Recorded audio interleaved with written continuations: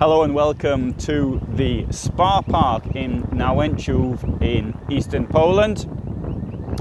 And today, as from today, many places are opening up. I just saw a message there from Italy that the ski lifts in a place called Cortina are opening. We'll see Spain as well opening before long. The Spanish Prime Minister did say he didn't want to risk the gains of having a close down for such a long time being lost by opening up too quickly, but I suspect sometime in June we'll see a return for Spain and Italy. The tourist sectors are really important. They are superpowers as far as tourism is concerned normally, but when tourism is taken away, then this has a major impact. Now, before anybody writes in the comment section, how are people supposed to be able to afford to go away? I do appreciate that. I appreciate that very much. If you just lost your job, you're not going to be thinking about going to Italy, and that's pretty clear. I would also, though, ask for people to remember that there are many people who work in tourism as well, and they also are in this situation. One of the economic problems that's left, we could see the economy decline quite considerably. In China now, it's approximately 90% of what it was 5 months ago, and so China sort of come out of lockdown, and so I mean 90% may sound good, but you know that's 10% lost, and that in economic terms is absolutely enormous. Now, if I'm talking about motorhomes, though, of course, obviously I do a site. This channel is about motorhome living. I believe that we're going to see, to a certain extent, a boom in motorhome travel. This is only a tiny part of the overall tourist sector. I don't know quite what the sums are, but I would guess that it isn't much more than 1%. So it's a tiny part. It's aimed at a particular demographic above all. Now, I know there's plenty of van life channels with sort of sexy looking young ladies and their equally good looking gentlemen friends on the internet, but I can tell you this: I've been living in a van since 2011, more than 9 years. Well, on and off living it. I mean, times I haven't really lived in it, but and I have seen,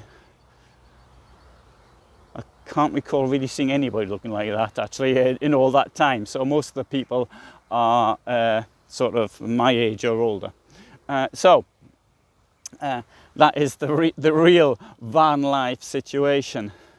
So I published a video about UK campsites saying that they're experiencing a boom, but this is just reported. Bear in mind, it's reported, so it's a real boom when it happens.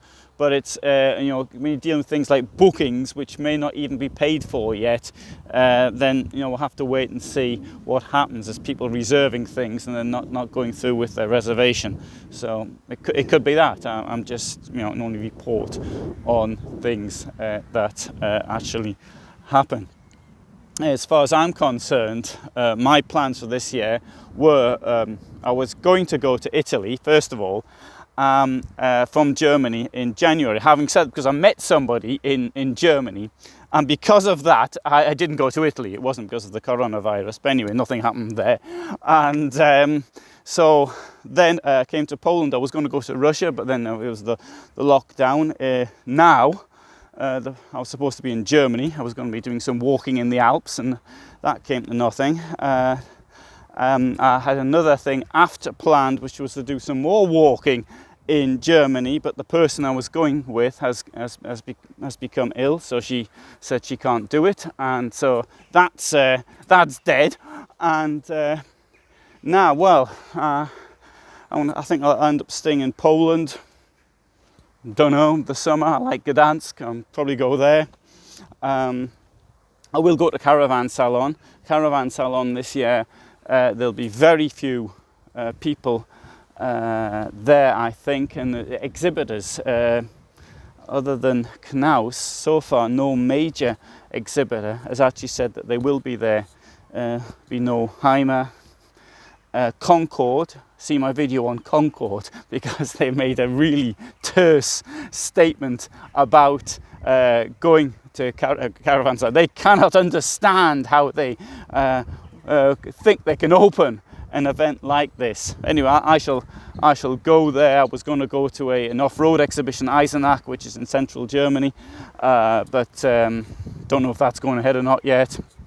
Don't know. But I'm very grateful for the situation I've got, with this living in a van and being in a van. I'm not living in a major city. I lived in London, I lived in Paris, I lived in Madrid, and I can really appreciate what people must be going through, locked down, stuck in their homes, unable to get out. And if you're living in a city, because you can benefit from these fantastic cultural opportunities that the cities offer, and I do miss that. But if you're locked down, you can't benefit from them. And if you're locked in a house, then I do utterly appreciate how, particularly those people who are in poisonous relationships, and that got my full sympathy on that one. And I'm really glad and grateful that I can just live like this, and I can do my work from the van. And thanks to the internet, if it hadn't been for the internet, I wouldn't be in this position anyway.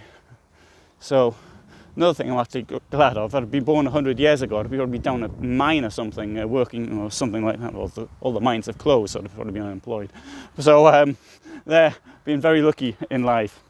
So thanks very much for watching. If you actually do write down your own plans, if you're thinking of going anywhere or doing anything this year, write them down in the comments. I'm interested to follow what will happen in the tourist sector. Our sector in vans, I'm assuming you're into vans if you're watching this channel, people won't be so badly touched, but think of the poor hotel owners, making their hotels accessible for the social distancing and all the rest of it. Very, very difficult. Think of the restaurant owners. Restaurants it's difficult to run them anyway, aren't they? And think of the person who makes ice cream and sells it in the street somewhere. Think of those people who can't.